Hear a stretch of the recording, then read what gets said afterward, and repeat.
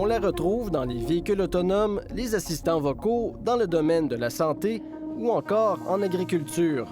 L'intelligence artificielle est de plus en plus présente dans nos vies. Mais l'élève est en train de dépasser le maître.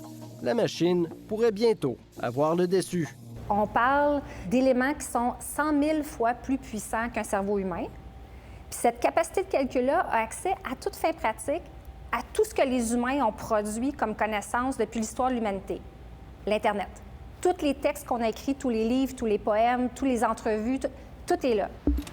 Longtemps réservée aux initiés, l'intelligence artificielle est maintenant accessible au commun des mortels en quelques clics.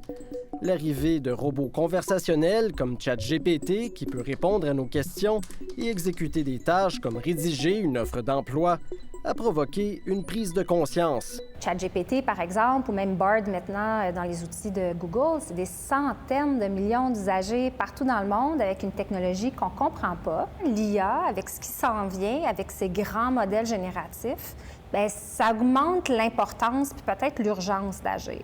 Les modèles génératifs sont capables de produire des textes ou des images qui semblent avoir été créés par l'humain. Bref, du contenu qui nous apparaît comme étant vrai, même s'il ne l'est pas réellement.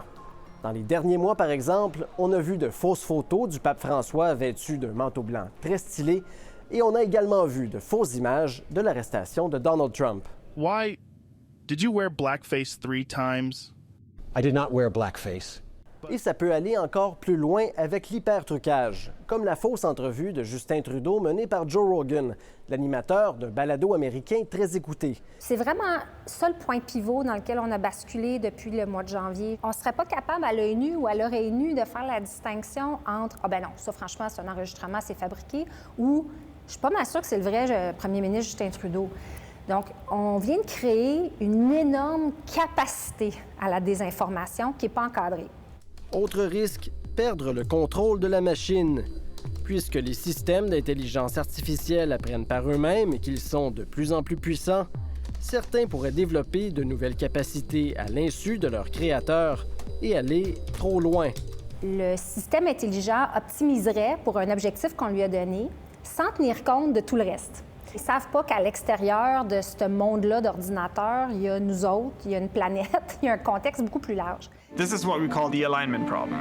C'est ce qu'on appelle le problème d'alignement, un système qui finirait par emprunter une trajectoire différente que souhaitée, explique l'entreprise OpenAI qui est derrière ChatGPT dans cette vidéo.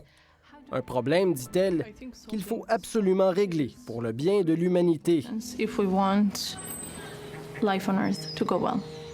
Pour donner un exemple un peu caricatural, on pourrait imaginer un système dont la mission est d'implanter des usines et qui voudrait en tapisser la Terre entière, sans laisser de place aux humains.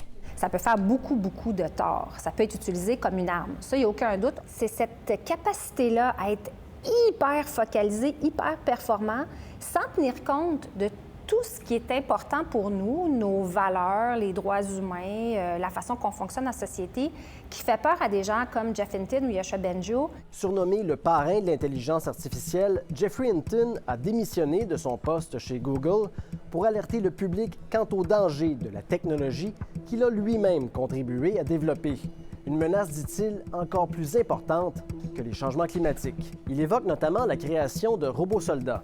Mais de façon générale, Geoffrey Hinton craint l'emprise que des systèmes autonomes pourraient exercer sur les humains si jamais ils réalisent qu'un plus grand contrôle serait bénéfique pour atteindre leurs objectifs.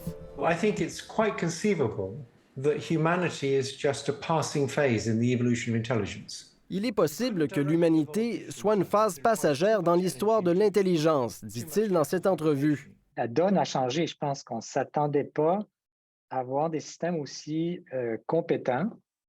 Yoshua Bengio fait partie des milliers d'experts qui ont signé une lettre ouverte en mars dernier pour réclamer un moratoire de 6 mois sur le développement de l'intelligence artificielle, le temps de réglementer le secteur qui a évolué plus rapidement qu'on l'imaginait. Il y a des risques, il y a des dangers. C'est vraiment important de ne pas laisser ça à l'autorégulation. Si les firmes d'intelligence artificielle ne semblent pas avoir pris de pause, la professeure Catherine Régis se réjouit néanmoins de l'impact de la lettre ouverte dont elle est aussi signataire. Ça a vraiment créé un électrochoc assez puissant non seulement à l'échelle locale, mais vraiment internationale. Il y a un débat qu'on n'a jamais eu. Le Canada a déjà déposé le projet de loi C-27 qui vise à encadrer l'intelligence artificielle. Le gouvernement pourra nommer un commissaire qui recevra des plaintes et qui aura le pouvoir de mettre fin aux initiatives qui enfreignent la loi. Parmi les objectifs, protéger les données personnelles des Canadiens et éviter que des systèmes génèrent des résultats biaisés qui pourraient causer des préjudices. Je trouve que c'est un pas dans la bonne direction. Ça amène aussi l'idée qu'on va avoir de la réglementation dans le secteur de l'IA et plus qu'il y a d'impact sur les droits des personnes, par exemple, potentielles, plus on va demander des exigences envers les gens qui développent et qui mettent en marché, finalement, pour s'assurer que ça soit adéquat. L'Union européenne travaille également sur une réglementation. Reste à voir ce que feront les Américains. La question est cruciale puisque les États-Unis sont la première force mondiale dans le secteur. Pour l'instant, l'administration Biden a dévoilé un énoncé de principe.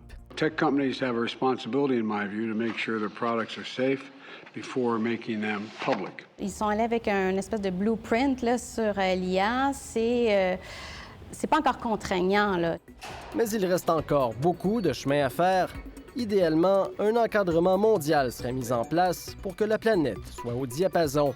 À défaut de s'arrêter sur le développement, il faut vraiment accélérer les conversations sur la gouvernance, sur la réglementation. Il faut que collectivement, on s'informe, on s'éduque. L'intelligence artificielle a le pouvoir de changer nos vies pour le mieux, mais il faut d'abord s'organiser pour éviter le pire.